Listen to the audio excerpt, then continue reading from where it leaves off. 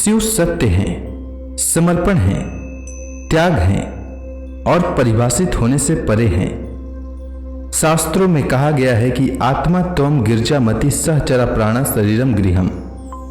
जिस तरह सत्य और शक्ति एक दूसरे के बगैर अधूरे हैं, जिस तरह आत्मा और मन के बगैर शरीर जागृत नहीं हो सकता, उसी तरह शिव और पार्वती की एक दूसरे के बगैर कल्पना नहीं की जा सकती है। प्रदोष एक ऐसा अवसर है जब मनुष्य अपने में अंतर्निहित सत्य स्वरूप शिव और ऊर्जा के रूप में विद्यमान शक्ति को एकाकार कर सकता है। ओम नमः शिवाय। शुक्रवार के दिन पड़ने वाली प्रदोष व्रत को शुक्र प्रदोष के नाम से जाना जाता है। प्रदोष व्रत को हिंदू धर्म में बहुत शुभ और महत्वपूर्ण माना जाता है। इस दिन पूरी निष्ठा से भगवान शिव की आराधना करने से जातक के सारे कष्ट दूर होते हैं और मृत्यु के बाद उसे मोक्ष की प्राप्ति होती है। पुराणों के अनुसार एक प्रदोष व्रत करने का फल 2 गायों के दान जितना होता है। इस व्रत के महत्व को वेदों के महाज्ञानी सूत जी ने गंगा नदी के तट पर शौनक आदि ऋषियों को बताया था। उन्होंने कहा था कि कलयुग में जब अधर्म का बोलबाला रहेगा, लोग धर्म के रास्ते को छोड़कर अन्याय की राह पर जा रहे होंगे, उस समय प्रदोष व्रत एक माध्यम बनेगा जिसके द्वारा वे शिव की आराधना कर अपने पापों का प्रायश्चित कर सकेंगे और अपने सारे कष्टों को दूर कर सकेंगे। सबसे पहले इस व्रत के महत्व के बारे में भगवान शिव ने माता सती को बताया था। उसके बाद सूत जी को इस व्रत के बारे में महर्षि वेद व्यास जी ने सुनाया, जिसके बाद सूत जी ने इस व्रत की महिमा के बारे में शौनक आदि ऋषियों को बताया था। सूत जी शौनक आदि ऋषियों को शुक्र प्रदोष व्रत की कथा सुनाते हुए कहते हैं कि प्राचीन काल की बात है, एक नगर में 3 मित्र रहते थे। एक राजकुमार, दूसरा ब्राह्मण कुमार और तीसरा धनिक पुत्र।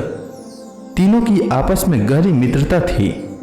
राजकुमार व ब्राह्मण कुमार का विवाह हो चुका था, पर धनिक पुत्र का विवाह हो गया था किंतु गौना शेष था।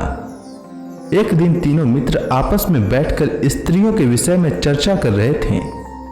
ब्राह्मण कुमार ने स्त्रियों की प्रशंसा करते हुए कहा कि जिस घर में स्त्री न हो वह घर भूतों का डेरा होता है। धनिक पुत्र ने यह सुना तो तुरंत ही अपनी पत्नी को लाने का निश्चय किया और घर जाकर अपने माता पिता के समक्ष अपनी पत्नी को लाने का प्रस्ताव रखा।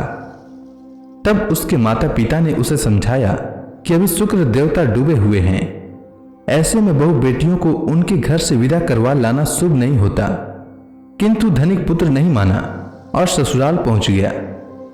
और जब ससुराल में भी अपनी पत्नी को विदा कराकर ले जाने का प्रस्ताव रखा तो ससुराल में उसकी पत्नी के माता पिता ने भी उसे रोकने की बहुत कोशिश की, मगर उसने जिद नहीं छोड़ी। माता पिता को विवश होकर अपनी कन्या की विदाई करनी पड़ी।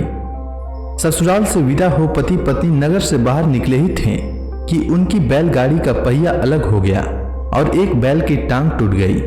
दोनों को काफी चोटें आई, फिर भी वे आगे बढ़ते रहे। कुछ दूर जाने पर उनकी भेंट डाकुओं से हो गई। डाकू धन धान्य लूट ले गए। दोनों रोते पीटते घर के तरफ आगे बढ़ते रहे।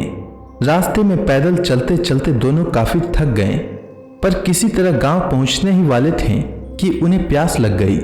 दोनों गांव के समीप तालाब के किनारे बैठकर पानी पीने लगे। तभी अचानक वहां एक सांप आया और धनिक पुत्र को डस लिया और धनिक पुत्र वहीं गिरकर मूर्छित हो गया। यह सब देख उसकी पत्नी चिल्लाते हुए गांव के लोगों को मदद के लिए बुलाई।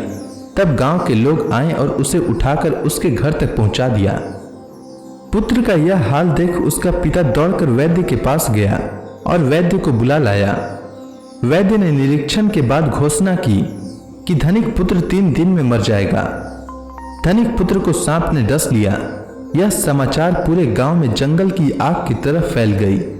जब ब्राह्मण कुमार और उसके पिता को यह समाचार मिली तो वे दौड़ते हुए धनिक के यहाँ पहुंचे। ब्राह्मण कुमार के पिता ने धनिक को शुक्र प्रदोष व्रत करने का परामर्श दिया और कहा, इसे पत्नी सहित वापस ससुराल भेज दे।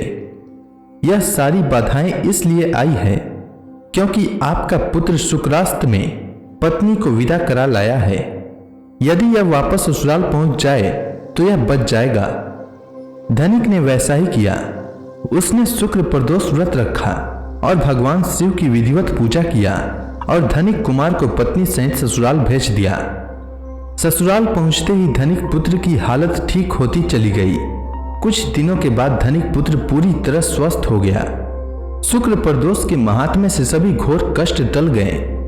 अतः मनुष्यों को शुक्र प्रदोष व्रत अवश्य करना चाहिए। इस कथा को सुनने और सुनाने से सभी प्रकार के पापों का नाश होता है तथा जीवन में आने वाले कष्ट टल जाते हैं। तो प्रेम से बोलिए शंकर भगवान की जय, माता पार्वती की जय, गणेश भगवान की जय। अगर आपको यह कथा अच्छी लगी हो तो कमेंट सेक्शन में ओम नमः शिवाय लिखना न भूलें।